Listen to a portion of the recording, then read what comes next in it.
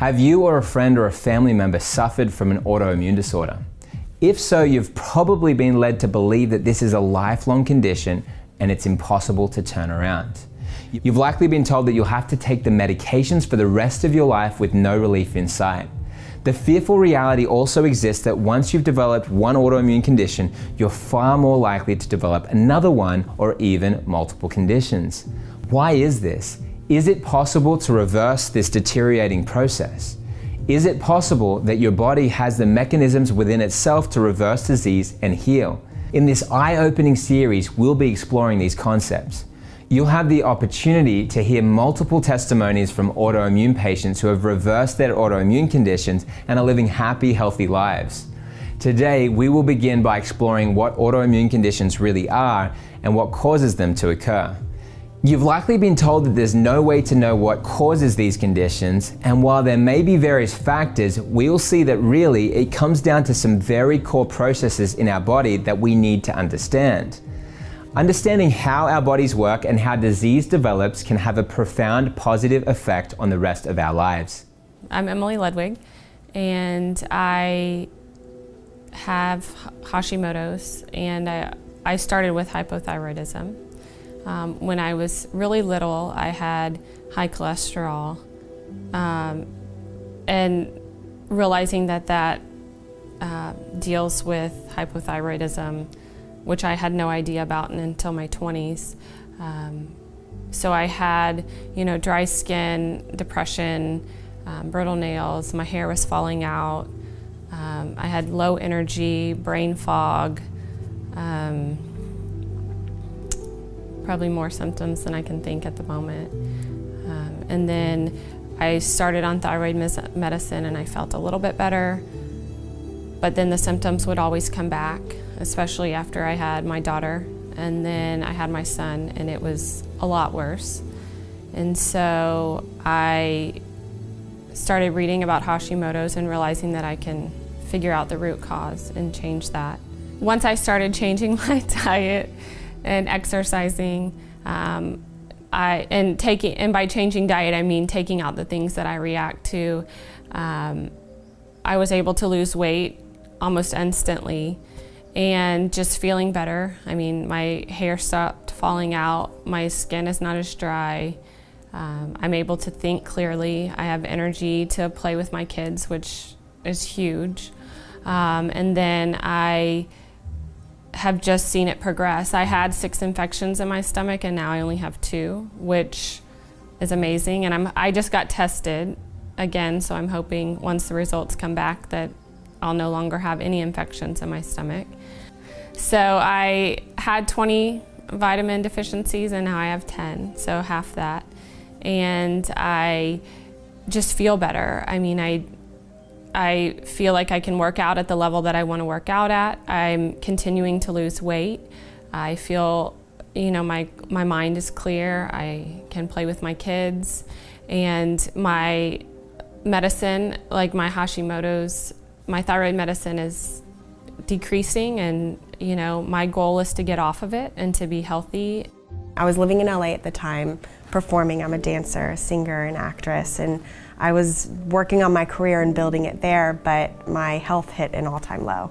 And I had to move home back to Houston, and I was on the search again for finding answers to be able to give me, kind of clarity as to what was going on with my body.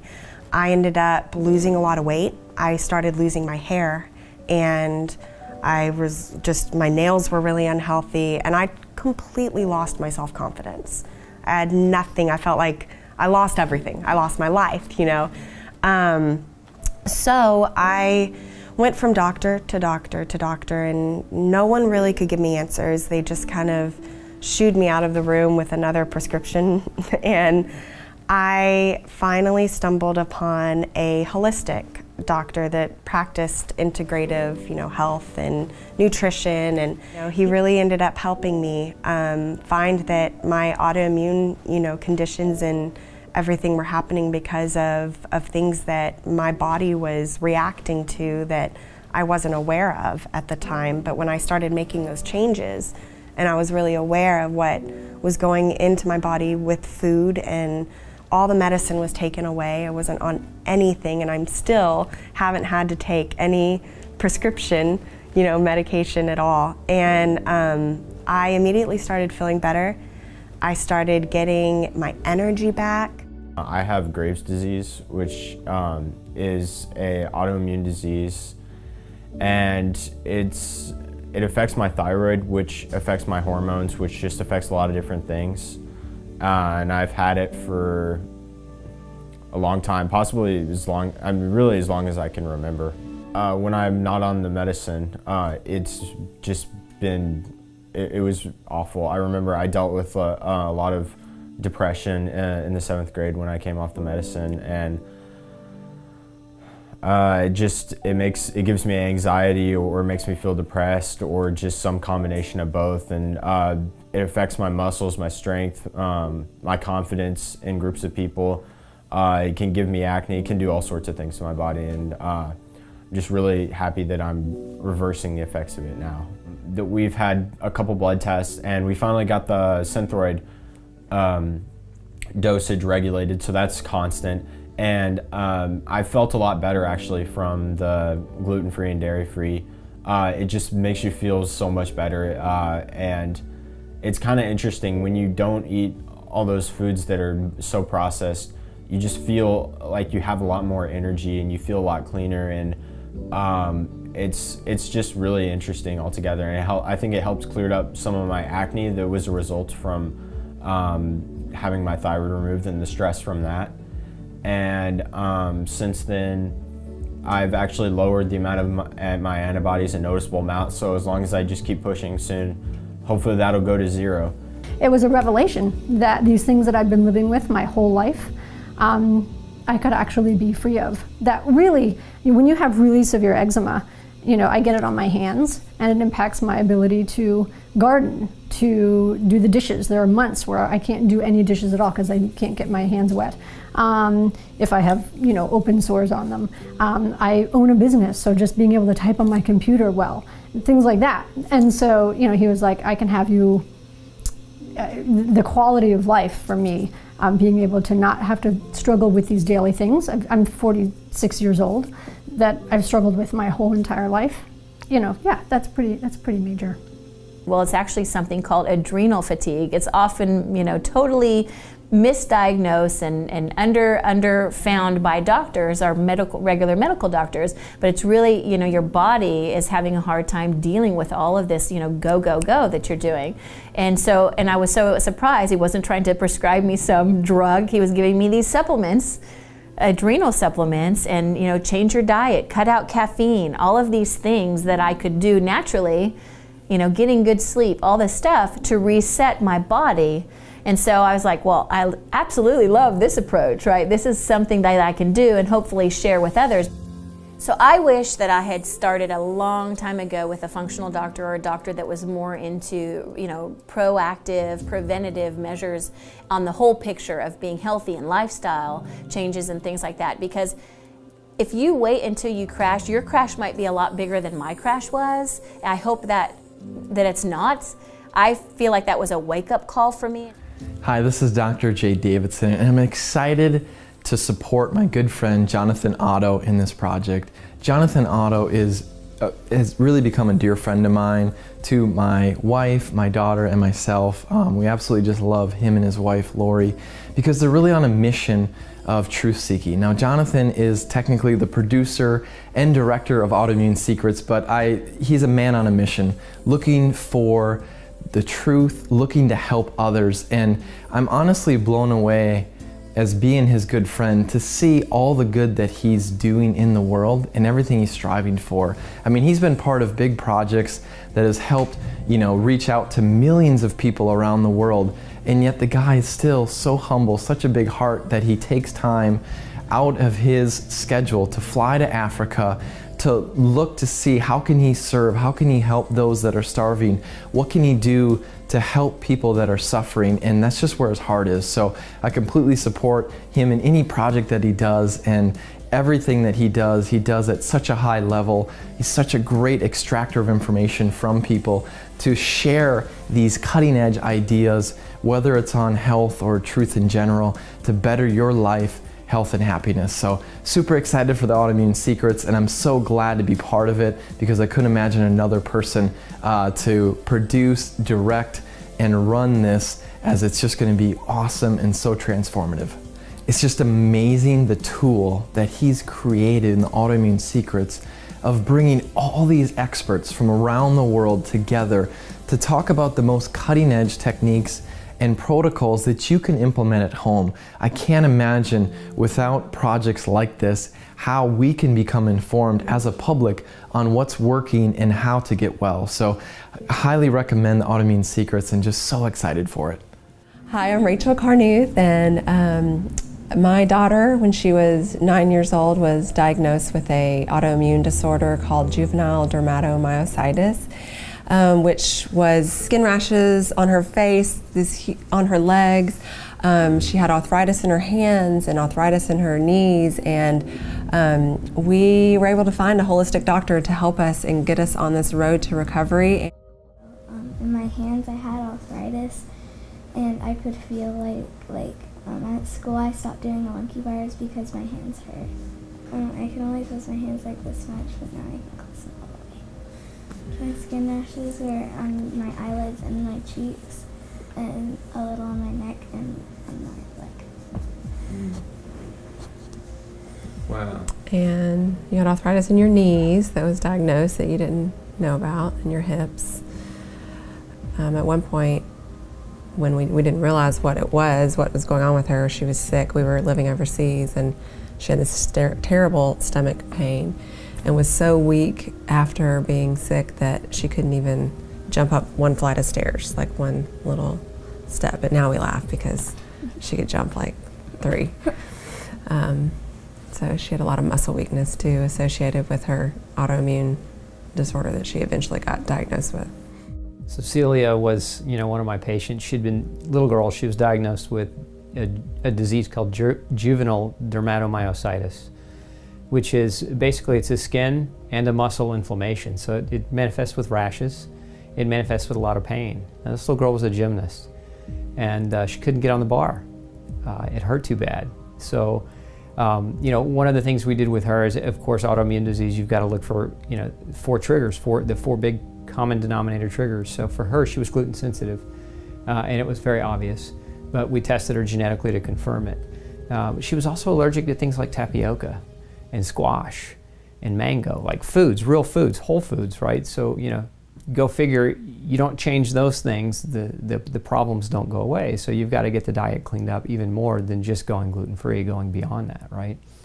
And then she had several deficiencies, several nutritional deficiencies that we had to get corrected as well. And so within about 4 months, it didn't take very long. I mean, we went from, first meeting her to getting her diet identified where she needed to be, to her following that. And then just within about 4 months, she's able to get back up on the bar. She's able to do gymnastics again. The skin rash is going away, and it's almost gone at 4 months. At 5 months, the skin rash is gone. How does that make you feel as a mother? Amazing. I mean, it was the hardest journey ever, but God brought us through it and led us on certain paths, and one of those was Dr. Osborne, and it's amazing to look back and know that she's completely healed through all her hard work, and it's a lot of cooking and shopping involved, but she's done it. I mean, she's had to change her diet, and she's had to take supplements and learn how to do all that. And it was a slow process, but looking back now, my husband and I just like, wow, because it's been a little over a year since we saw Dr. Osborne, and she's amazing. The medical community has developed into a system of finding a way to spend the least amount of time with a patient while deriving the most amount of money from the encounter. Unfortunately, our medical system is a business, and like any business, it needs to make money. Every time a medication is changed or a procedure ordered, the doctor or medical institution receive financial bonuses, especially if this can be done in less than 15 minutes spent with a patient. Do you see the problem with this system? Are the patient's needs truly being understood and explored? Does the doctor have true incentive to find out what is the true cause of a patient's illness? To sit down with the patient and go through the blood work, explore possible areas of concern? to talk about the ways to prevent disease. Does the doctor benefit if the patient develops more diseases? A few facts about autoimmunity is that 50% of healthcare costs, this is from a commercial-based insurance plan, 50% of healthcare costs are attributed to 5% of the patients. That's a scary fact. That means that half of your insurance premiums that y'all are all paying right now are paying for 5% of the people, not yourself. Why is that? Because the drugs are ridiculously expensive that we're using to treat these diseases. So what are some autoimmune diseases? Hashimoto's, lupus, psoriasis, Crohn's, rheumatoid, multiple sclerosis, diabetes type 1. There's a ton of them out there. And generally, if you have a weird medical condition that nobody can explain, it's probably an autoimmune condition. So what are some other autoimmune disorders that we consider autoimmune? We consider asthma, eczema, nasal allergies, any kind of allergic component is on the autoimmune spectrum. It's not really autoimmunity, but it goes away with some of the same things we do with autoimmune, so we kind of lump it in there. And then is autoimmunity inherited? Oftentimes people will say, well, my mom had Hashimoto's, so that's why I have Hashimoto's. So Hashimoto's or autoimmunity in general, you can be predisposed to, but just because your parents have it doesn't mean that you're gonna have it. It is reversible. We've seen it. We've got patients to prove it. Y'all have probably seen or heard of people that have reversed it. And so if you have a propensity towards autoimmunity, you can protect yourself from it by taking some of the same measures before you develop it. So if you take home anything from this lecture, it's actually this tree. Because all of us are a tree, and we have our roots, which is our gut. Our gut takes all our nutrients and rain and sunlight and all that and makes it all into energy, right? There's no other energy source besides what you put in your mouth. So our root system is our guts, and everything that you see above is our systems, our symptoms, systems, whatever you want to look at it. So let's call one of those branches is autoimmunity. So say you start developing symptoms, one of those branches is an autoimmunity. And then we want to get a little more specific and say, well, that specific branch is Hashimoto's, because the symptoms that go along with that are brain fog, fatigue, joint pain, and you have some Hashimoto's antibodies. Well, that's important, but we don't want to stare at the fruit too long because that's not the root of the problem, right? If you've got a dead branch of a tree, are you going to go looking at the leaves and say, well, clearly the leaves are defective because they're dead? No, you're going to go look at the branch, then you're going to look further down, you look at the roots, wonder why isn't it growing, right? So that's one branch, but what about the other branch up there? 30% of people who have one autoimmune condition develop a second and even multiple others. So while you may have an autoimmune condition that may not be that severe, you might develop a second one that is more severe. So I say that, and I don't want to scare people, but if you have Hashimoto's disease, your risk of developing a second autoimmune condition, which might be diabetes type 1 or multiple sclerosis, those are really potentially life-changing. Yes, Hashimoto's and brain fog stinks, but not being able to see from multiple sclerosis is a lot worse, right? And so the things I'm hinting at with those other apples are paralysis, blindness, numbness. Those are signs of multiple sclerosis. So if you look at the conventional medical model, they're going to give you a drug for every symptom out there and try to fix those problems. But we don't want to focus there at all. We want to focus down at the roots. And the two biggest things that you want to take away from this lecture is if you want to reverse autoimmunity or protect yourself from autoimmunity, then you need to make sure these two broad categories are great. Your gut is your #1 life support. If your gut is not healthy, if you don't have the right balance of bacteria, yeast, digestive properties, then you are predisposed to really anything, but especially autoimmunity. Autoimmune disorders are one of the most misunderstood conditions in medicine, in my opinion. Most of medicine is operating off of an old paradigm, an old thought process where they are operating under the assumption that the immune system in an autoimmune disorder is actually an overactive immune system. An immune system is overaggressive and overactive and over-vigilant, if you will. And the truth of the matter is that's not the case. The truth of the matter is that an person dealing with an autoimmune disorder has a dysfunctional immune system. They have an immune system that has lost its ability to differentiate between who's good and who's bad. And because of that, the immune system may be attacking different tissues in their body, different types of hormones or different aspects of different organs or so on and so forth. The thing is, the immune system is not overactive. The immune system is misguided and has lost its ability to tell what's me and what's not me. Okay? I'll give you an example. There was a heavyweight boxer some years ago. His last name there was a chicken company with the same names. This particular boxer was ferocious. He was, they would unleash this fella in the ring. He'd come across the ring swinging, and he didn't quit swinging until the other boxer was done. He was amazing boxer. And so I want to use this analogy. Okay, we have a boxer that is the heavyweight champion of the world. We have another boxer that's his opponent. Okay, but let's say the heavyweight champion has a cold. Okay, and he doesn't feel well. He goes to the ring and he has a round with this other fella that's also a professional boxer. Okay, this other professional boxer just has his way with him for the first round. Okay, the first round, the champion gets beat up a little bit, right? Well, let's say we go into round 2, and not only is the champion beat up a little bit, but we blindfold him. Okay, he comes into round 2 blindfolded, so he can't see his opponent.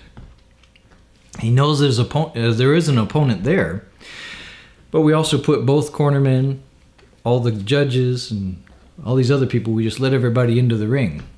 Okay, so now the ring's full of people, and we have the heavyweight champion of the world, world's best boxer, against the contender, who's the next best boxer in the world. Okay, they both know each other's there. Heavyweight champion goes out into the ring, but he's blindfolded. Okay, he's blindfolded, he can't see. So he can't tell who's his opponent and who's not. Okay, how do we determine who he's going to knock out first? Is he going to knock out his opponent, or is he going to knock out one of the judges, the referee, or okay? What we don't know is who he's going to knock out at all. All right, he may knock out everyone. He might not knock out anyone. Okay, I'm giving you this picture because this is what's happening in an autoimmune disorder. Your immune system is the world's heavyweight champion.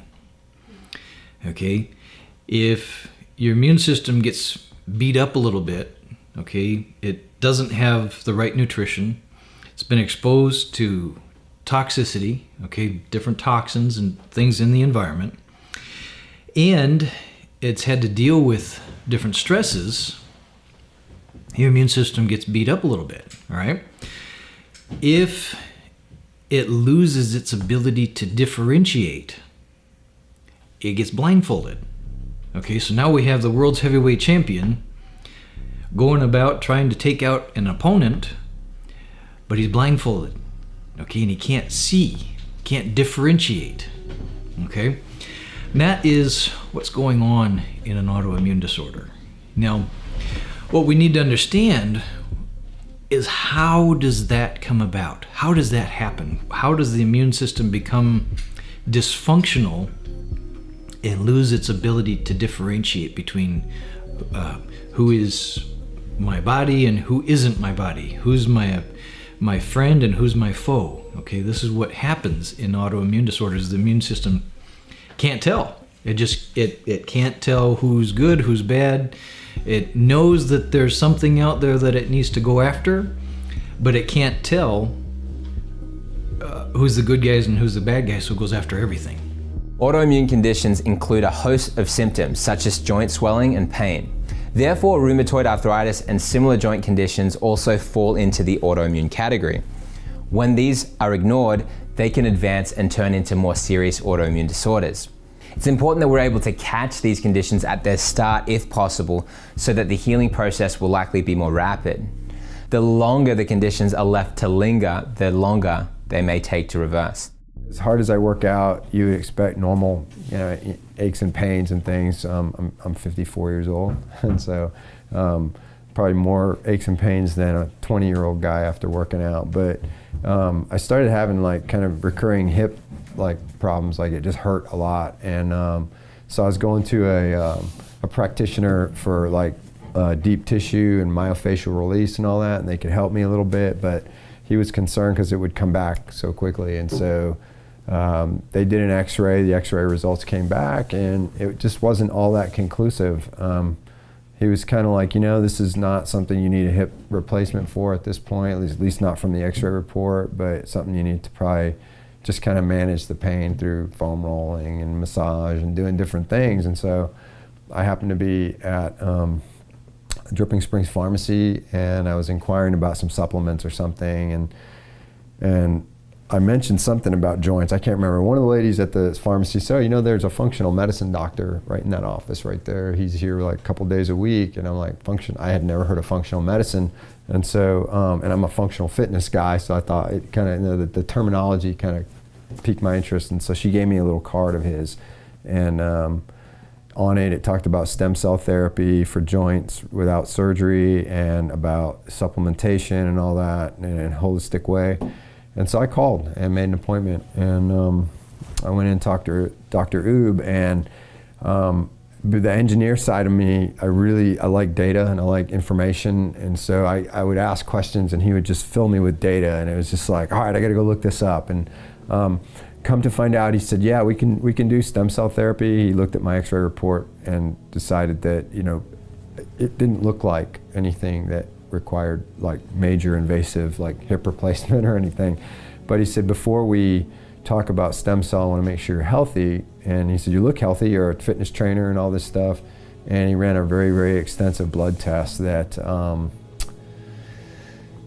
came back pretty negative. It was, he emailed it to me late at night, and then he said, I don't usually do this, but he goes, this is it's kind of ugly, in terms of you're a fitness trainer. He goes, I don't know what you eat. I don't know, what your diet is like, but he goes, we got to talk, because you're pre-diabetic. You have, you're on the brink of a full autoimmune blowout.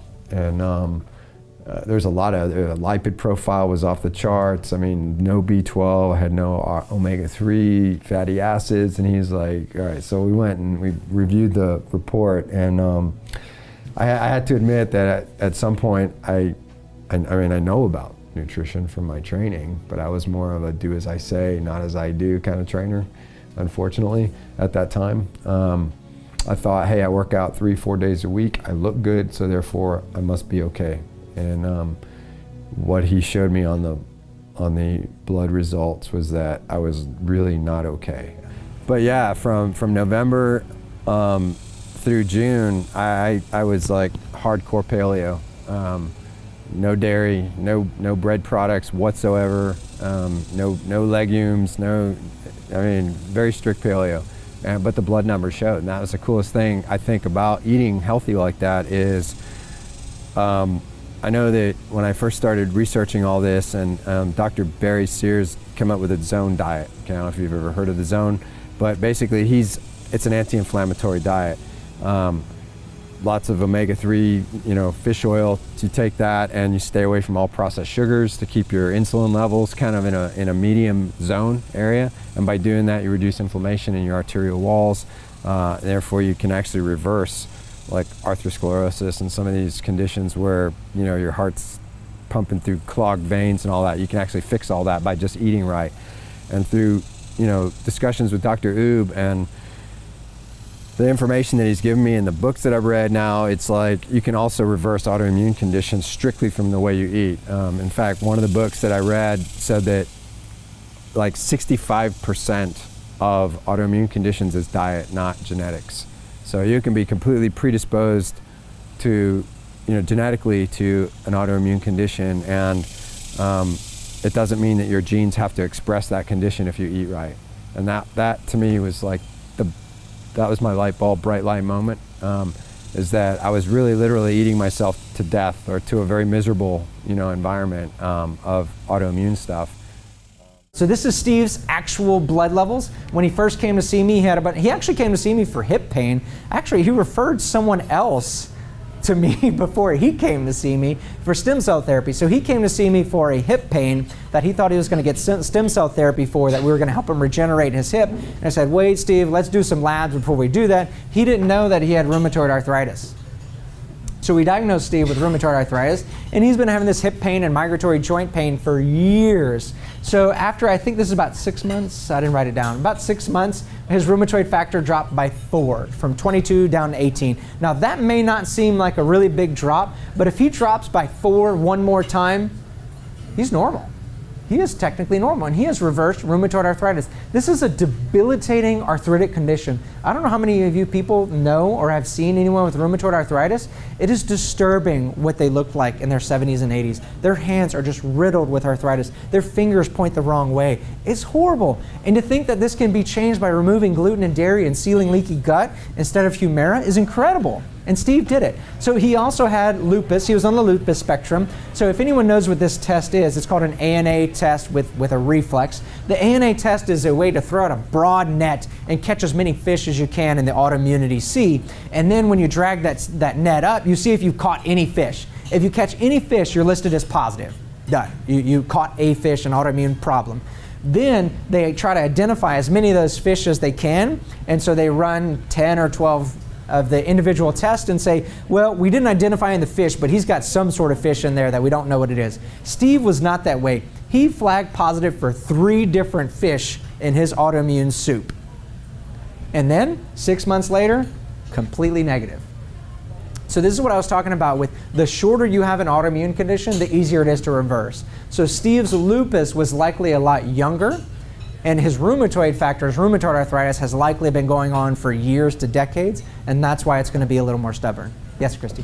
I have to add that this patient was extremely dedicated to the changes he was making. Yeah.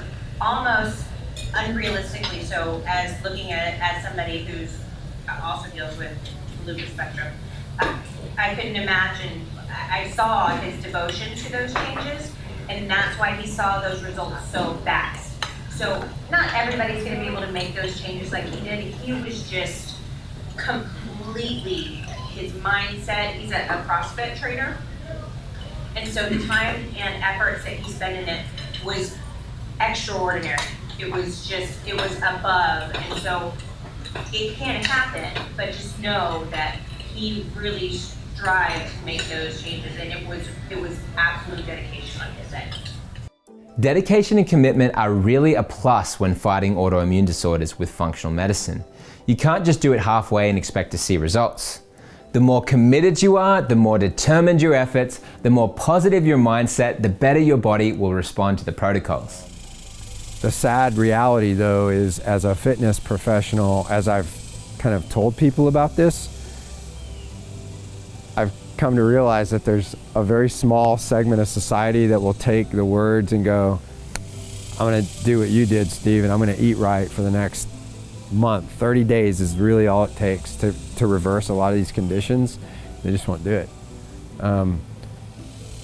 Because there's pills they can take, like prednisone or other anti-inflammatory drugs that will help you get rid of the symptoms, but you haven't actually solved any of the underlying problems. But what proportion of people have you found that will say yes and those that say no?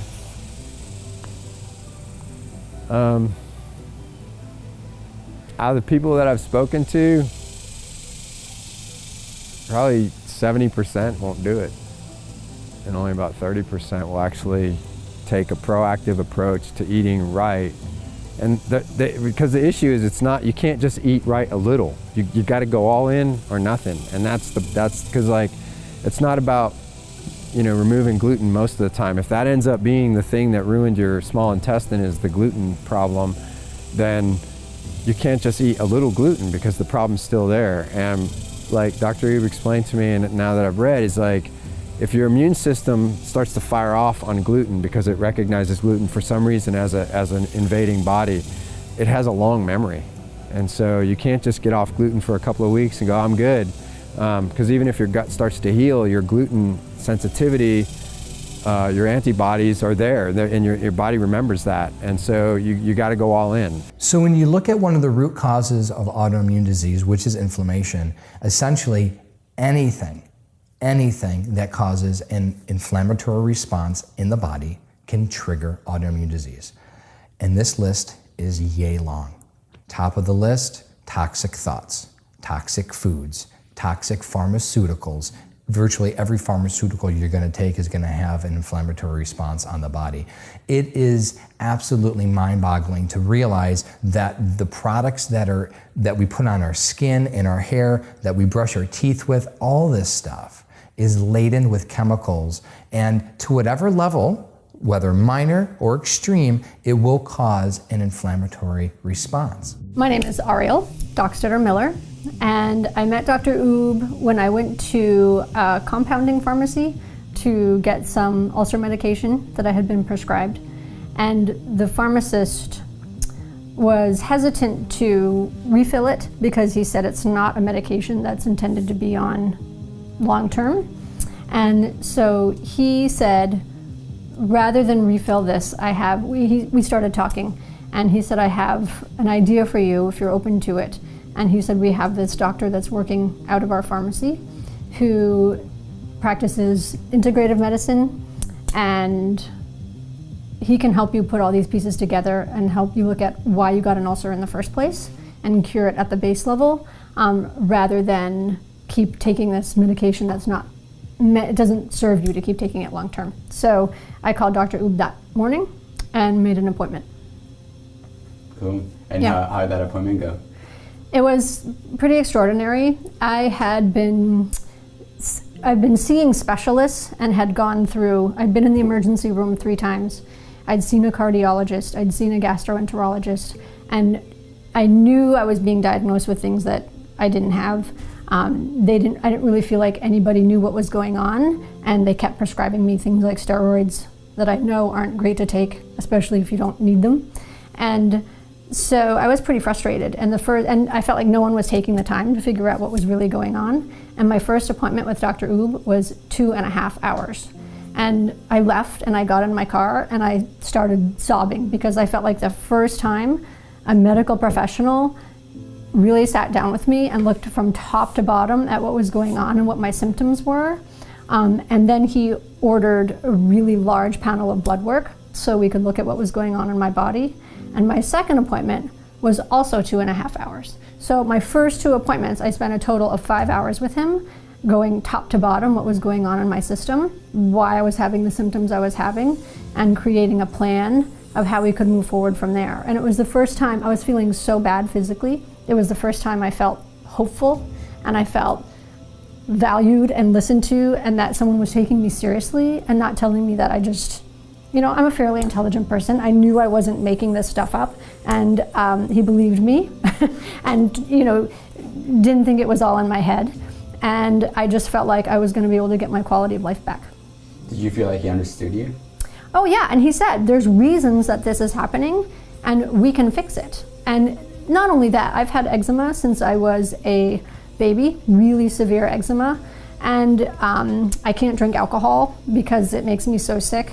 And he told me that we could get to a point where I was eczema free, which just makes me tear up even talking about it because I just never had even considered that as a possibility for myself. He said I could get you where you could go out to dinner and have a glass of wine with your husband and not be sick. And I just never thought that would even be a possibility. So it just completely, it was a revelation that these things that I've been living with my whole life, I could actually be free of. That really, when you have really severe eczema, I get it on my hands and it impacts my ability to garden, to do the dishes. There are months where I can't do any dishes at all because I can't get my hands wet.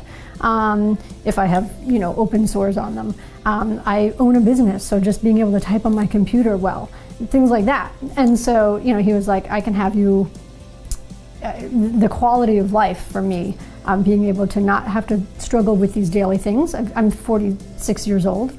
That I've struggled with my whole entire life. That's pretty major. So we have leaky gut. Okay, we have fatty liver. We have these are two particular organic issues that lead to autoimmune disorders. Okay, and they do this, one, leaky gut, undigested food floating into the bloodstream, causing an irritation and an inflammatory immune response, which eventually leaves the body in an inflamed state, number one, but leaves the immune system exhausted. Okay, so the immune system, because of if we're eating 3 times a day and the immune system has a inflammatory response every time we eat, it wears out the immune system. It gets to where the immune system gets to where it's exhausted. Okay, and so it gets tired of having this level 5 alarm 3 times a day. Okay, and that exhausts the immune system.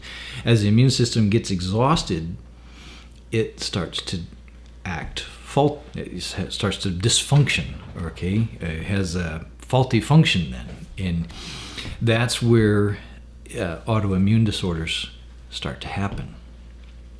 The other thing is the liver that is not filtering properly. Okay, whether due to toxicity or nutritional deficiency or both at the same time. The liver is not filtering properly all these toxins that we're exposed to every day, which there's 80,000 known toxins that we are exposed to on a daily basis just in our homes. Okay, it's a massive number. Okay, if the liver is not filtering all these toxins out properly, it starts to store them. When the storage bin is full, guess where they go?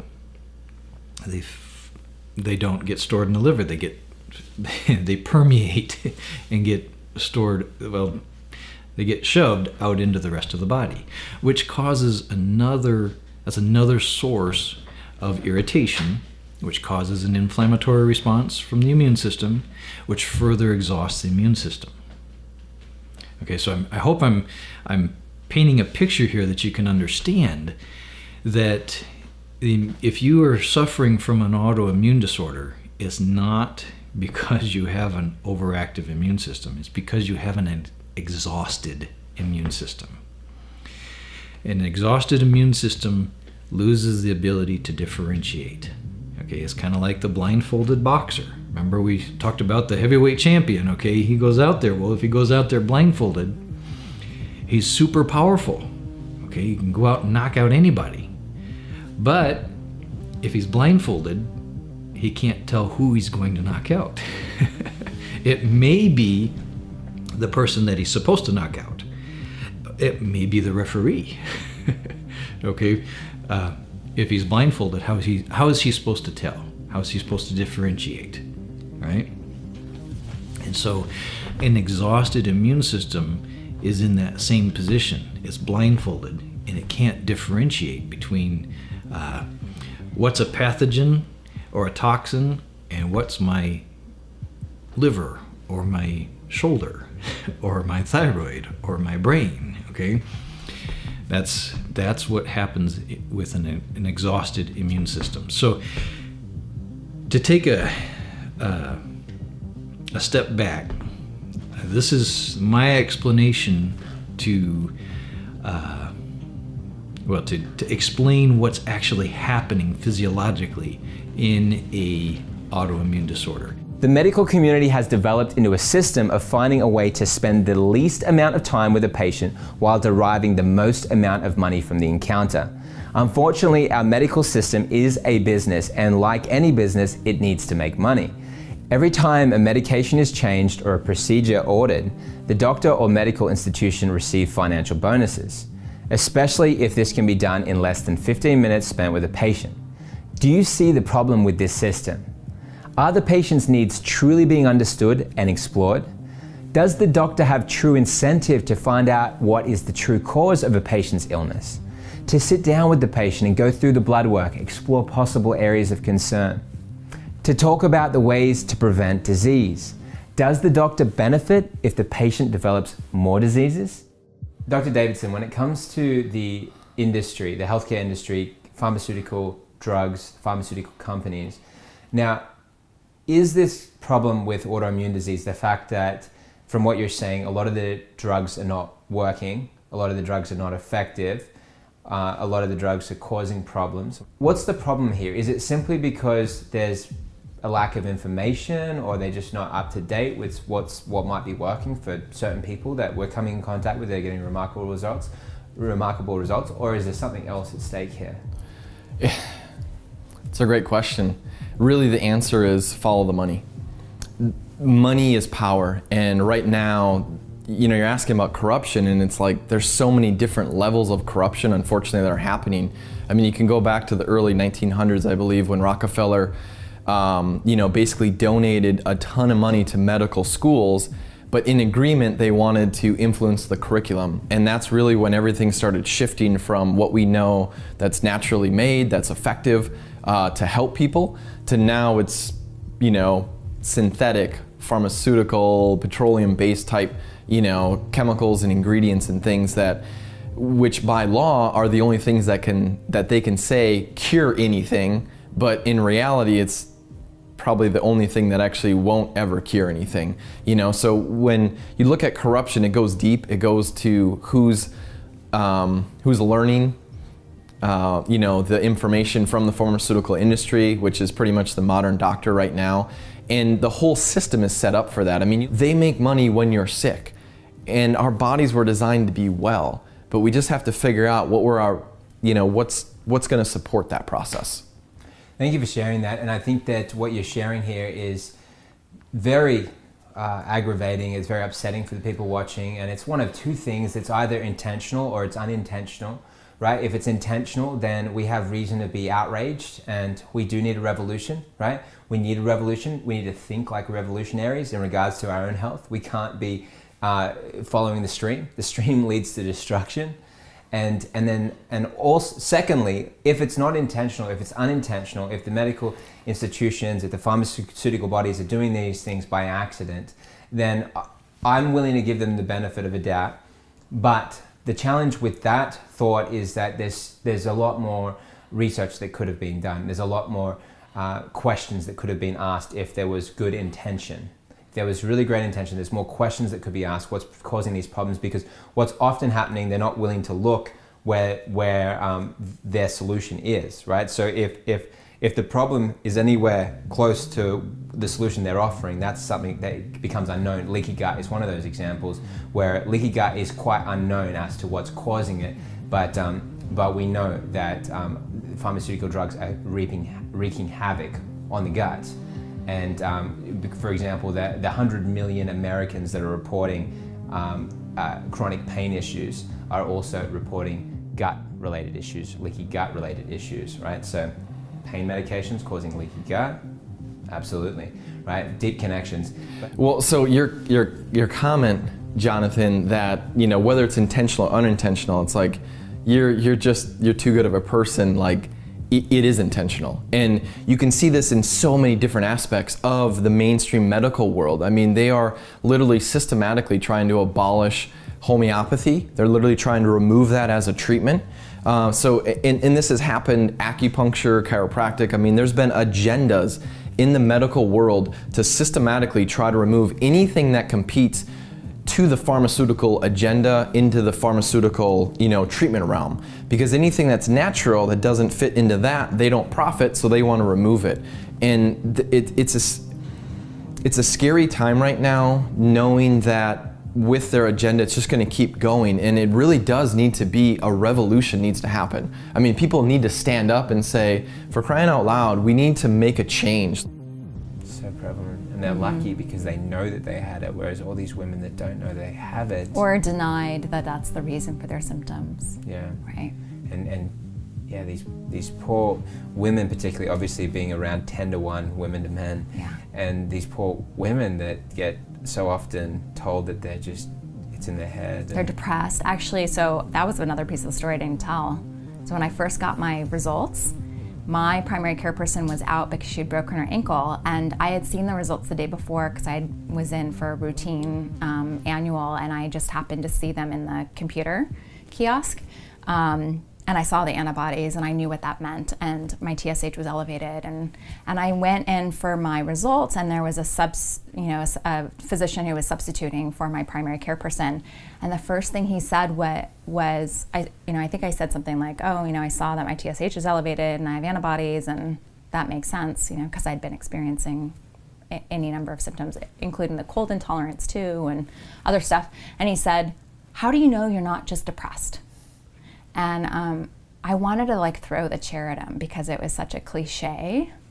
And I just said, because I wasn't depressed 2 weeks ago or 3 weeks ago, and I have nothing to be depressed about. And I just got up and left and waited for my primary care to say oh, yep, this is what it is, and here you go, here's your prescription. And then I started the discovery process after that. Wow, good for you. But that's what happens, right? You know, when any number of patients, and especially women, are said, it's in your head, it's not that, you're just lazy, or you need to sleep more, or the classic, you're a tired mom because you've got small kids, and, and I see these patients too, and I'm like, no, it's not all in your head, and it doesn't have to be this hard, right? They're struggling through their life and their day because they have a hormonal imbalance that's making everything a lot harder. Wow. You're an MD. DO. Yeah, you're a doctor of osteopathy. I remember looking at that and going, oh, cool, same like Joe Nicola. Yeah, you're a doctor of osteopathy, and so you understand the modern medical system as well as more innovative, natural-based approaches, holistic medicine. So what do you see as being the major flaws within the modern medical system? How is it affecting people's lives for the negative? So I refer to conventional medicine often as cookbook medicine because it's almost like there's a recipe for every diagnosis. There's a set of symptoms. These sets of symptoms, if they check mark the boxes for this diagnosis equal this diagnosis, and then here's the standard of care treatment. End of story. And for a couple of things like acute infection and trauma, Western conventional medicine is, super helpful, and we need it for those things. But when it comes to, chronic disease, the problem with symptoms, diagnosis, treatment is that very, very little of the time is there ever a question of, why? Why are these symptoms being created? Okay, we can label it and the label just allows for ease of conversation, but it's very reductionistic. And it doesn't give people any insight or options or avenues for making themselves well, which I think is almost like a birthright. Our bodies are self-healing, and so it doesn't honor that. It doesn't allow for that truth to be available to people. As well as paying, but there was a period when I was when we had young children that I wasn't working, and we had just these, huge medical bills because of my not knowing what was wrong and winding up in the emergency room or, specialists trying to figure out what was going on. And last year we spent $40,000 in medical expenses trying to figure out what was going on with me. Yep. And then what was the result of that $40,000 in spending? Well, I found Dr. Oob, and now I'm... in terms of... Well, it was a misdiagnosis. It was no one knew what was going on. I was diagnosed with Bell's palsy, which I didn't have. I was diagnosed as... I did have an ulcer, which we fixed, but when I went to refill the prescription, which I told him, the pharmacist wouldn't refill it because he said this is not a medicine you're meant to be on long term. You've got to fix why you got the ulcer in the first place. But nobody, I was feeling bad and kept getting worse and worse, and nobody could quite figure out. I kept being sent to different specialists trying to figure out what was going on. And nobody could really figure out what was going on until I came here. And so the $40,000, was that money wasted? Well, I mean, it was part of my journey, but there was no resolution. I mean, I still didn't know what was, at the end of that $40,000, I still didn't know what was wrong with me, and I was getting worse. Did you have money to spend? No. I mean, we canceled our vacation. We made a lot of really major sacrifices of things that we had planned to do because of having had to spend that money on my health care. Did you feel? I was pissed. Yeah? Yeah, Really? because I mean, I was being asked to have these medical tests that were very expensive, and then I go to this one specialist and he's like, this is all in your head. And I was pissed because I said, I'm telling you there is something wrong with me, and he didn't buy it. And so, he said I didn't have an ulcer, and I did have an ulcer, and I went to a cardiologist because he said I was having a heart problem, and she said, you do have an ulcer, and I'm going to treat you for your ulcer. The heart doctor treated me for my ulcer because the gastroenterologist told me I was full of crap. I mean, and each of these appointments was expensive. I had a $9,000 MRI. Insurance covered part of it, but it didn't cover all of it. And so it was just, these things stacking up that nobody could tell me why I was getting sick in the first place. So in the emergency room, when he diagnosed me with this facial, where your skin sags, the next doctor I went to said, you don't have that, you don't have Bell's palsy. And the first doctor had put me on steroids, and the second doctor said, steroids are terrible, go off them immediately, you don't want to be on steroids, the side effects are terrible. And so I just thought, what do you do when you're going to these medical professionals and they're contradicting each other, saying, oh no, that one was wrong, you need to do this. I just was spinning. And so that's when I said to my husband, I need someone who will take a step back with me and look at this whole, help me see the whole picture here. Because I'm just getting these snapshots of these individual areas, but I can't tell what's going on fundamentally in this whole picture. Yeah. And so that's what my first 2 appointments with Dr. Oob, I was with him 5 hours. And he took 5 hours to go through, over 2 appointments, all of my blood work, all of my symptoms to figure out why I was having them in the first place. It changed my whole entire life. And I left those appointments feeling like, oh my God, somebody's listening to me. I mean, it was so validating, just having someone say, I believe you, and I don't think you're full of crap. And I'm going to take what you're saying and we're going to act on it, and we're going to figure out what's going on, at the base level, so you're having all of these symptoms higher up the chain. Does that, yeah. And so it changed my whole life. Mm-hmm. And I've been sick, I've had digestive issues since I was a baby, my whole life. Really? Mm-hmm. Since I was 2. And for the first time, I'm eating and not feeling bad, and I'm 46. So it's been a long journey. Now, let's dive into the real issue here. Let's dive into, in a sense, the conspiracy. Conspiracy means organized, secretive crime, right? And conspiracy denotes what it means to really get into the issue that can happen when industries have the opportunity to put their profit margins as the number one thing they're looking for, and people's lives and their health, it's not necessarily the biggest problem, or it's really whatever serves that machine is the key. Dr. J, as a doctor yourself, and also looking at the industry, what do you see, and what would you like to talk to the person watching about what they should understand about the autoimmune industry as a whole? So the autoimmune industry is a massive industry, and even by standard medical definition, it's about $100 billion industry just for medical treatment.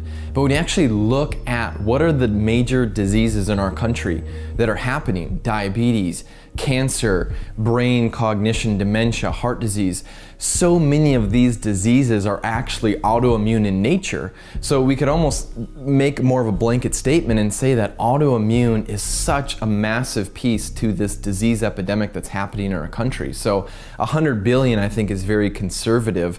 But when you look actually through the research, they're tagging more and more conditions.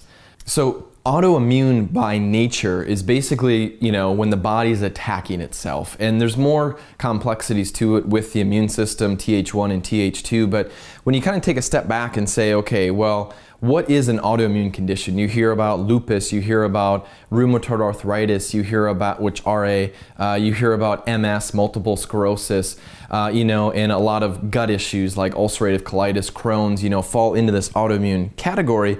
But when you actually start looking through science, more and more conditions and diseases are actually getting thrown into this. So now we have well over 200 different conditions that are now being classified as autoimmune in nature. Things like autism, things like type 2 diabetes, always been known for type 1 diabetes to be autoimmune, but now they're classifying type 2 as in that category. Cancer, these are huge diseases and huge conditions that are now being thrown into the autoimmune pot. So when we actually look at autoimmune, it's almost scary to think where it's moving toward, Did you know that if you're symptom-free, you may still be in the process of developing an autoimmune condition?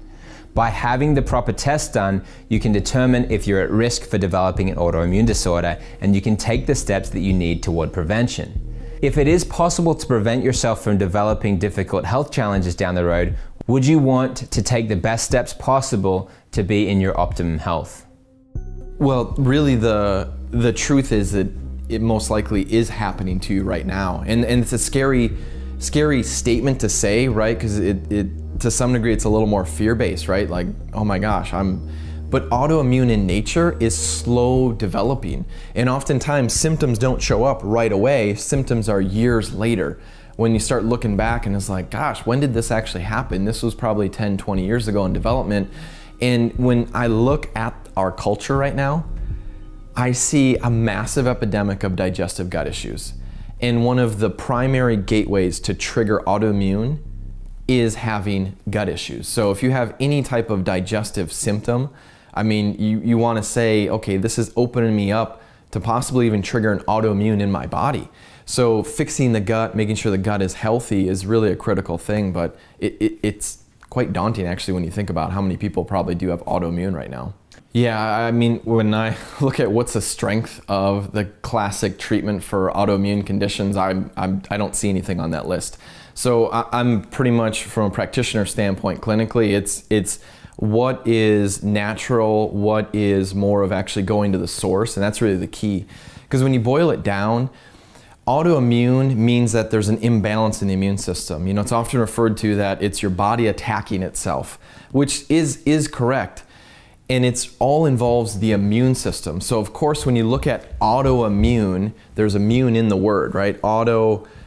Immune system, the one primary goal for the immune system, and this is all that it does, is it kills stuff. It kills pathogens, it kills bacteria, it kills viruses, it kills parasites, and that's its job. Right now, we're dealing with an onslaught of chemical toxicity, which is starting to trigger autoimmunity that our bodies were never meant for, and it gets us into a bad place. Now that's really excellent, Steve. I really appreciate that. I want to come into that insight that you're really formulating around this rule that you've seen as a fitness coach or working with people, and you're super enthusiastic and infectious, and I think you've got a gift in persuasion. And so even you, speaking to people that look up to you and actually pay you to be their coach, still 70% of people say no. Yeah. And even medical people. I spoke with a nurse. She's not one of my clients, but there was a nurse that I met that had RA, and she looked at my hands and she goes, wow, you can tell the joints, there's some inflammation and all that stuff. She goes, you need to get on prednisone and go to a rheumatologist. And I'm like, no, I'm actually going to a functional medicine doctor because I'm treating this from a holistic method. I don't want to take prednisone. I know what that does to your body. I don't want to be on some of the other drugs that are a whole lot, immune suppressors and all this stuff. And I said, and the biggest thing is just eating right. And that immediately, I saw the blinders go on. I could tell the moment where she shut me off, because that meant changing her lifestyle, right? It meant changing how you go about each day and what you choose to put in your mouth and all of that. And I recognized it and I went, oh wow, she just totally tuned me out. You know, so at that point I was like, this is something I need to watch for when I'm talking to people about this, because it just seems like it's not doable for a lot of people, right? To do that kind of eating change. I mean, look at society, right? Fad diets are the king, because I want results, but I only want to do whatever I have to do for a small period of time to obtain the result that I want, and then they think they can go right back to what they were doing, and that's not the case in something like this. When you legitimately have, especially autoimmune conditions, if you can solve it through diet and then you start to see results, you can't really ever go back to just doing whatever you feel like doing again, because you're going to just get the same results that you had before back, right? Yeah. So I think that's sort of a hard thing for people to come to terms with. So I see a lot of immune dysregulation. Autoimmune disease is historically thought to be incurable, and most people come in with a particular diagnosis. So we can talk about like Crohn's or ulcerative colitis, or neuromuscular diseases like MS, and they are on a trajectory where they have to, maybe take multiple medications to try to manage the progression and or the symptoms. And yet, even with that, oftentimes, they either become symptomatic again, or they break through the symptom control, and they come looking for a new answer. And it's not uncommon. It ranges from just dietary and lifestyle changes being 100% turnaround, no medications needed, completely asymptomatic for indefinitely, to there needing to be more disease reversal work, like putting together the stepping stones that led to this signaling to go awry, and reverse engineering that so that people can get back to a place where their bodies become self-healing and they're able to find a place back to optimal health. And I definitely see that with pretty much every autoimmune disease across the board. Antibody, evidence goes away completely. So even from an objective data point, it's gone. And subjectively, they are not needing medications. They, a lot of people actually lose weight in the process too, even when they're not trying, because of the reasons that they're holding on to things to begin with. All of their systems start working better. So, the hormonal system is actually one that is a later downstream impact point from some of these more root cause issues, like whether it's immune dysregulation or these inflammatory processes. So they get their, balanced hormonal signaling back, their mood changes, because a lot of autoimmune diseases come with, suppressed mood. And I would say over 90%, maybe even more than that, have complete reversal of their disease process and their symptoms, and are asymptomatic, not on medications. And it's remarkable, and yet, even though it happens over and over again, it's still this thing that's, surprising every time. Because they actually have to do a lot of work to get there. At the same time, we have, a roadmap that can be identified, on an individual basis that helps them to achieve those outcomes. It's really changed my life, at the fundamental level. I'm going out to eat with my kids and my husband and not getting sick after. It was we'd go out to eat, and then mom would feel bad for an hour and a half, and then we could go do something else. And I can go out, out to eat and then go to a movie, or I can go out to eat and then we can walk around downtown. Yeah, it's had a major, major impact. Wow. And I bet your husband and your kids, they love having you back. My daughter said it's like we have mom back. Yeah. Really? How does that make you feel? Yeah, I mean, my kids are both older teenagers, and I felt like I was missing I know they're gonna maybe a year or two more in the house, and I felt like I was missing their whole young adulthood because I was in bed sick a lot of the time. And so my son graduated from high school, my daughter's a senior this year, and I felt like I was missing out on a really big part of their lives, this transition into adulthood. And now I'm more present, we go out together, I mean, yeah, it's an emotional thing when you're, I mean, my kids are extraordinary, and we couldn't travel. And so we actually, for Valentine's Day, my husband bought an RV for our family, and we're traveling in this RV because we love road trips, and it has a kitchen in it so I can make my own food. And because now I'm learning what I can eat and not feel sick, and a lot of it, you know, it's really hard when you go to restaurants and you don't know how things are being made. And so we have this RV with a small kitchen in it, and I make my own food, and we're like going to Colorado in 2 weeks. I'm doing a trip up to the Rocky Mountains that I've never been there. So yeah, so it's for our family, it's been huge for my work and all the people that I have depending on me. Like I took my staff out to dinner last night, and you know, I'm doing happy hours with my staff, and I can go out and have a drink with my staff and not be in bed for 2 days after. Yeah, so it's just my quality of life and my energy level being back up has really impacted my family, which is the most important to me, and my work and my staff as well. Great. Yeah. Well, I'm happy for you. Thank you, I feel great. I feel so good. Yeah, I really feel good. Yeah, and I'm not completely eczema free yet, but I'm like getting there. Like I've noticed a big difference.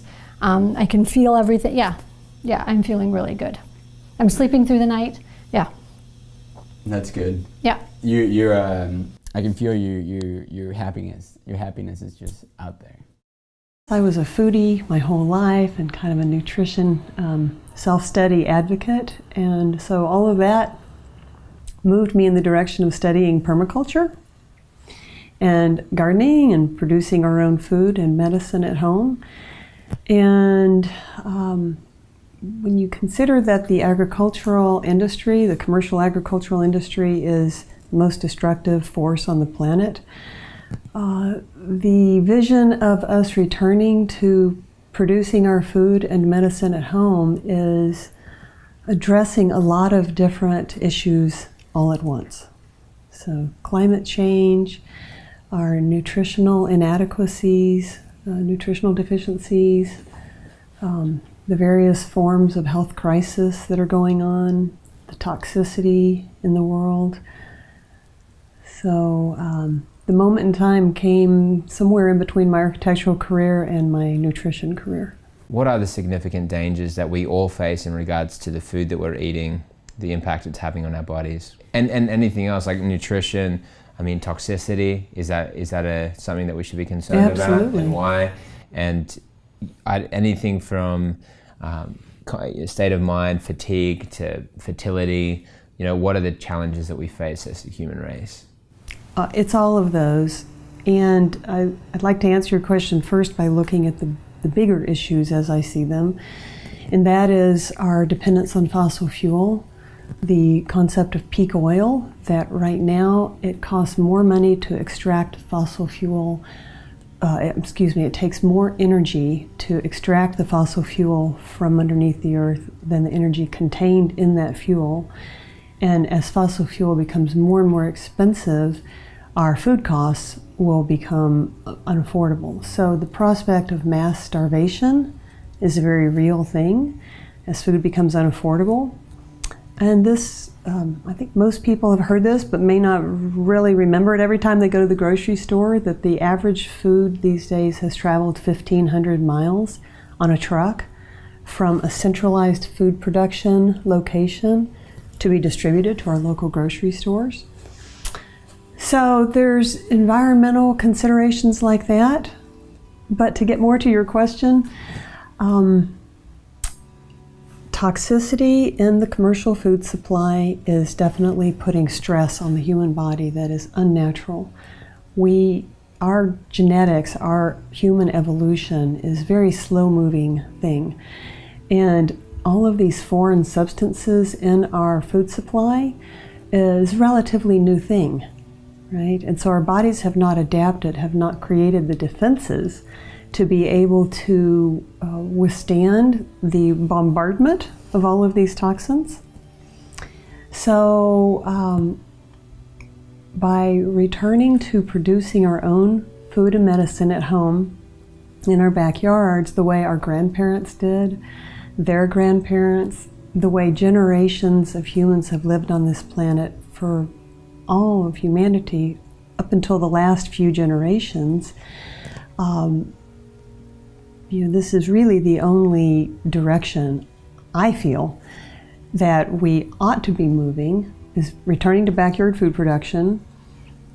And, from another light, it could be seen as inevitable, right? As our peak oil comes to bear and food becomes unaffordable for many people. Sharon, like for you, personally, what does it feel like for you to look at the current state of the world, to look at the current problem with the food supply and what it's doing for families, individual families across America, for example, importantly? What does it feel like for you just watching it all happen from your kind of bird's eye view of knowing what you know, doing what you do for a living, seeing the transformations you've seen when people can get this aspect right in their life, and then seeing how many people are suffering the fact that one in two people are living with cancer. 1 in 2 men will get cancer during their lifetime. 1 in 3 females will get cancer during their lifetime. 1 in 3 seniors will die of Alzheimer's. 1 in 3 seniors will die of dementia. These things are happening. And so, like for you, looking at that reality, knowing that food is perhaps the number one thing that people are getting wrong, which is causing all this suffering. What is it like for you looking at that and feeling that? Corporate financial interests driving all of this, right? Our food supply has become a commodity. The organizations that have taken control of our food supply are not interested in our health. They are interested in having a good quarterly earnings report for their shareholders, right? And the same is true of restaurants. So, when we talk about food and what people eat, there's the idea of going to the grocery store and what a person chooses to put in their shopping cart. But how many people are really even going to the grocery store? So many people these days eat the majority of their meals out at restaurants. And that food is full of toxins and is totally financially driven. The restaurant's trying to make a living, the restaurant owner's trying to make a living. So really, it becomes a bit of a buyer beware kind of situation that if somebody really wants to protect their health, they have to reclaim the source of their food, right? We cannot be sourcing our food from a financially motivated entity or organization and trust that food has been produced with our health in mind. Now, obviously that's a gross generalization because there are some very well-meaning individuals and farmers and organizations in our food chain, but at the macro level of centralized food production, where most of the food is produced in a very small area by very large multi-million dollar companies, trucked 1,500 miles to get to a local grocery store. So it's this decentralized food grid. That food is devoid of the nutrients that our body needs to be healthy. It's full of the toxins that are setting our immune systems on fire, right? And it has no flavor, right? Vegetables that are produced in traditional commercial agricultural methods are devoid of flavor. And so is it any wonder that people really don't like to eat vegetables? They taste like cardboard, right?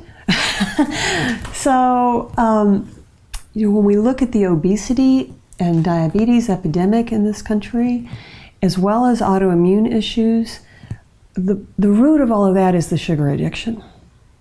Okay, so what is that about? Well, it is some brilliant scientists that have been hired into the food products industry. They are making a whole career of making processed packaged foods addictive so that they have a craving attached to them to make us want to keep eating more and more of these things. And the ingredients that they scientifically put in the food have nothing to do with nutrition, right? So, Why do they do that? why do they do that? Basically to manipulate people into buying more of their products so they can make more money, right? It's very simple, I believe. Do you think it'd be hard for them to sleep at night knowing what's going on? That's a very good question. I do believe that most individuals are very well-meaning, that people fall into these career paths where they have gone through a process of indoctrination through their college experience and get out of college, you need to get a job. Hey, I get a job at Procter & Gamble or Nestle's or one of these huge companies. And how much consideration does that college graduate give to what their life work is really going to be contributing to, right?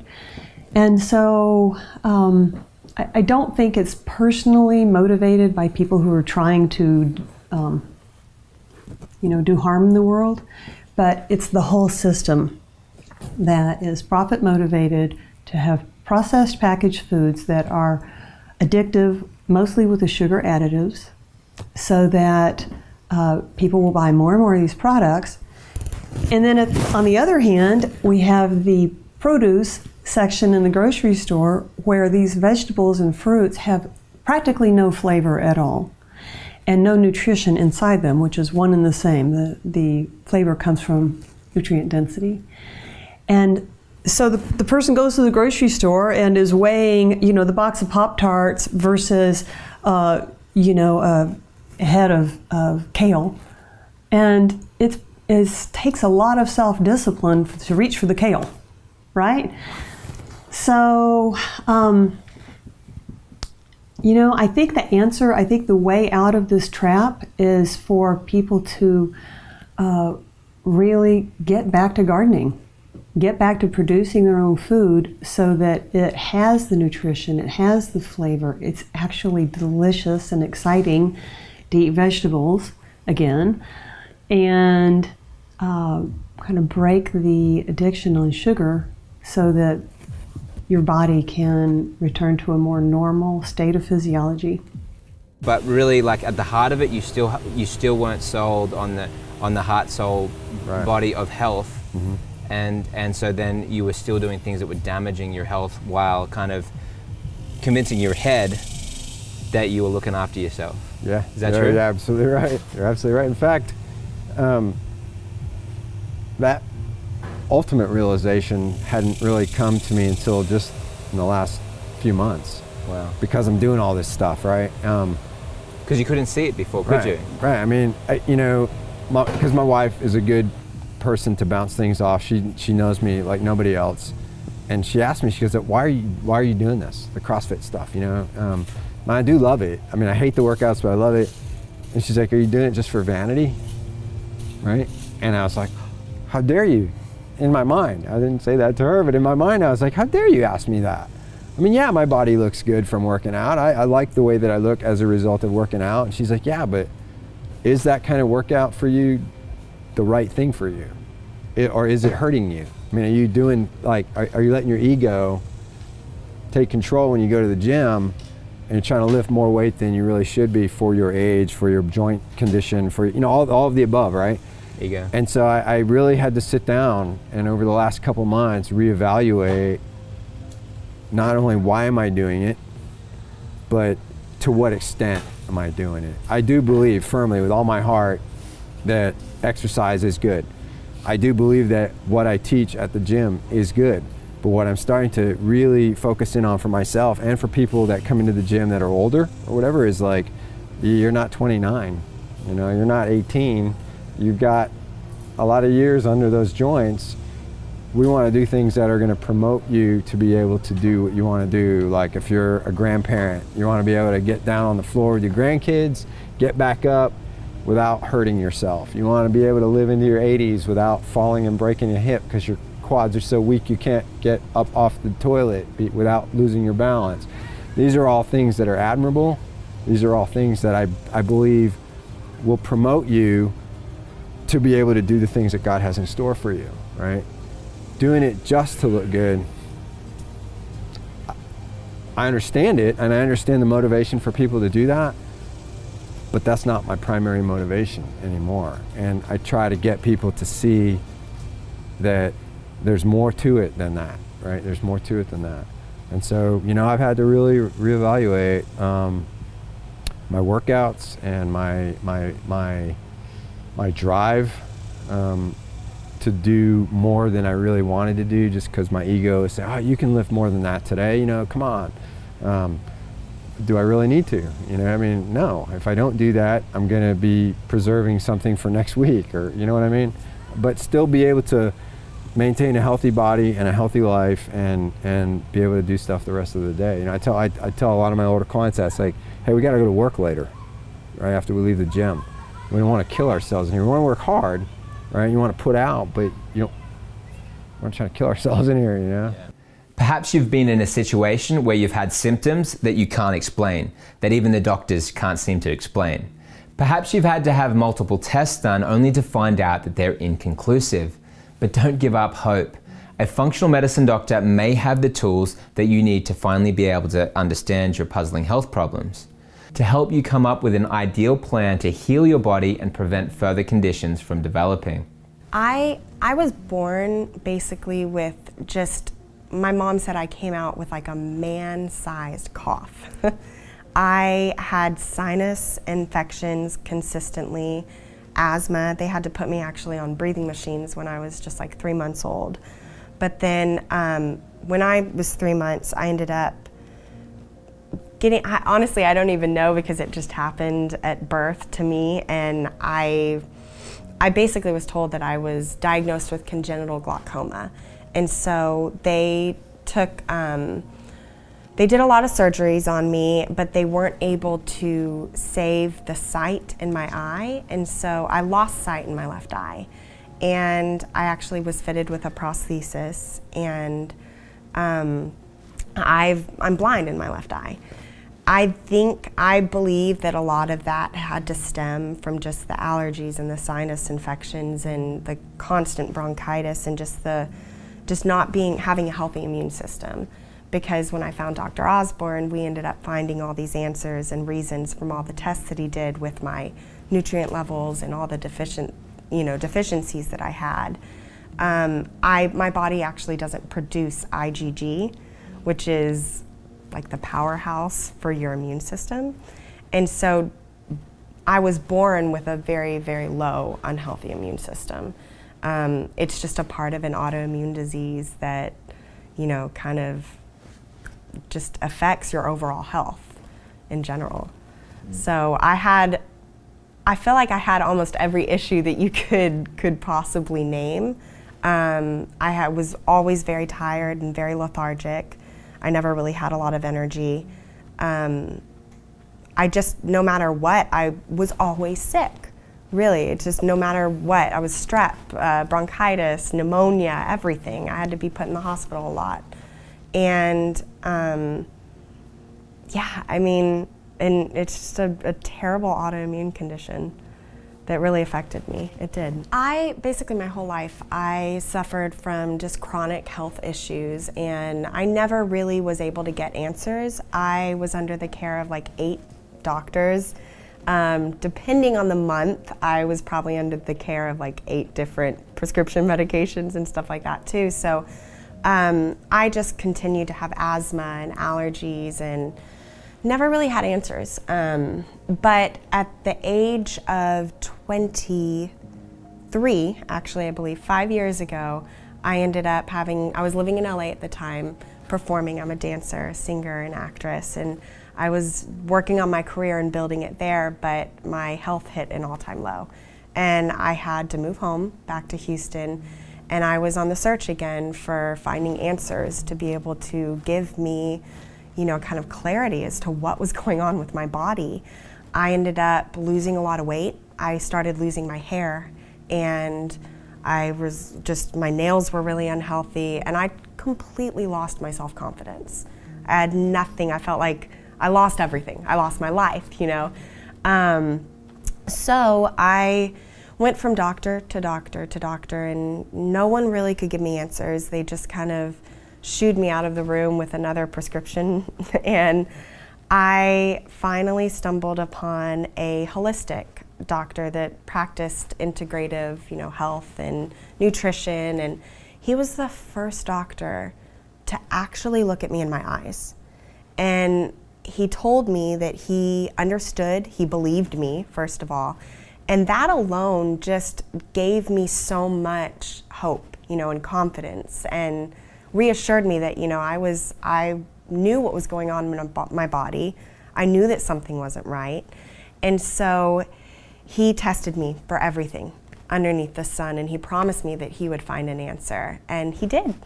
He really ended up helping me find that my autoimmune, conditions and everything were happening because of things that my body was reacting to that I wasn't aware of at the time. But when I started making those changes and I was really aware of what was going into my body with food, and all the medicine was taken away, I wasn't on anything, and I'm still haven't had to take any prescription, medication at all. And I immediately started feeling better.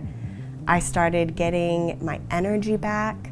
I started actually gaining weight, and my hair started getting healthier, and I gained my self-confidence back. So I owe everything to Dr. Osborne and my doctor for being able to find the answers and to help me. Amazing. Tell me the protocol that you used, just quickly. I mean, did you tell that yet? Like what did you use? No, actually I didn't. Yeah, what was your protocol? Well, in gaining my health back, okay, absolutely got off of all of my medication. And once I started actually being tested for everything, all of my nutrient deficiencies and just environmental allergies and things, I ended up getting off of all gluten. I was actually allergic to dairy, eggs. I was eating eggs like every day, and grapes, just different things that my body wasn't reacting well to. So once I got off of all of that, my doctor actually put me on supplements of just different nutrients and things that I was deficient in. It was able to help, just kind of help give my immune system a boost, and helping me to be able to just kind of start healing naturally. So I definitely healed my body through my diet, really. My food became my medicine, and it was a slow kind of recovery. It wasn't quick and immediate answers right away, but I started noticing little things here and there where I was like, okay, this is working. I'm gonna stick with this. And he encouraged me too, because I would come back and sometimes I would, my health would end up hitting another little brick wall. And I'd be like, what's going on? Why am I not, all of a sudden super healthy? Like, why is my hair still thin? Why are things not looking up? And he would have to remind me, Jessica, you just have to stick through it. You just have to stay the course. And he would end up just kind of helping me out with all of his supplements that he gave me. Vitamin C became like my just gold to me. And I took it a lot because it really helped, all of the things going on in me. So. Excellent. So supplementation, your diet, what did you eat then? My mom and I were going to the store almost every day, and we were just cooking everything, a lot of vegetables, really good and healthy fats. My whole life I thought that fat was just bad for you and you were supposed to stay away from it, but I was literally even eating bone marrow at one point, and that was it was gold to me. I loved it. My mom and I would go and get the bone and we'd cook it and I'd eat it right out of the bone. I'd eat the marrow, and we were drinking and making a lot of soups with chicken broth, and we were making our own broth to where it had that gelatin and just all those good, healthy nutrients that I was not getting through the normal diet that I was eating every day. So. And then what's been the result? My energy, first of all, I have had so much energy that I never thought I would ever be able to go throughout the day and just continue to have not have to stop for like caffeine breaks and stuff like that, you know. But also I had a lot of brain fog growing up, you know, where that's what my doctor explained it as, and I was like, that makes so much sense. I always kind of feel like my brain has like fog in it. I can't think clearly. It was really hard for me to make decisions. I just always kind of contemplated on, well, is that right? I mean, even just from you know, what to drink. Like, what do I want to drink? I don't know. It was just really hard for me to decide. So that alone cleared up. I was able to quickly think on my feet, and my brain just felt like it had power. It had been given power to it.